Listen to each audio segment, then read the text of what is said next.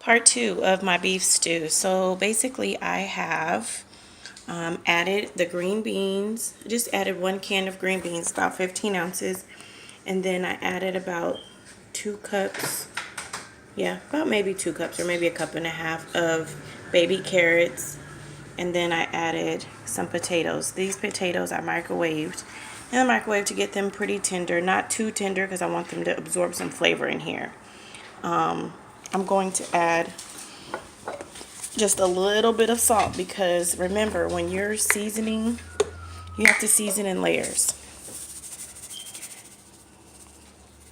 Or you can come out with a bland soup.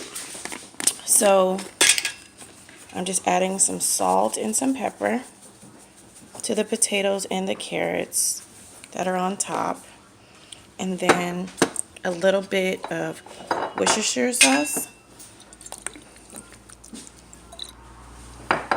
And then the last thing that I'm going to add is corn. Corn goes in right when everything is already done because corn just needs to heat up. And then I'm adding a little bit of chicken bouillon. That's it. Now once I put the corn in, I'm actually going to use the juice from the corn. It's sweet and it'll give me a little bit more soup. Broth stock, just a little bit. And I will be adding a little bit of cornstarch to that water. Okay? So just kind of pushing these down so they can start to absorb some of the flavor. This is part two of my stew. Okay? A lot of people just put everything in all in the ones. I don't do it like that. But you can. You can absolutely make this a whole lot easier and just put everything in at the pot at the same time and everything can be ready. I like everything to have its own flavor and to have good flavor. So that's why I do it the way I do it. I've done the all-in crock pot meals, but I'm not really a fan of that. Because you kind of leave your flavor of your food up to chance. Okay? And this broth is really rich. Remember, all the seasoning I added a little earlier. Okay? Alrighty, we'll be back for part three of the stew, which will be adding the corn and cornstarch and serving it up.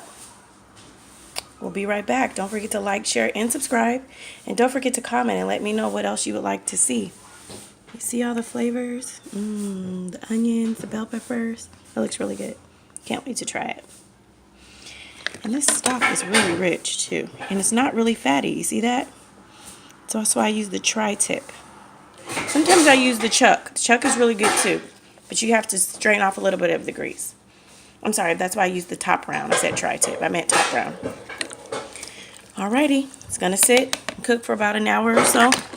And I shall return. Thank you for watching my videos. And thank you for checking me out and see what I'm made of. Definitely try this. If you need some help, let me know. Send me a comment.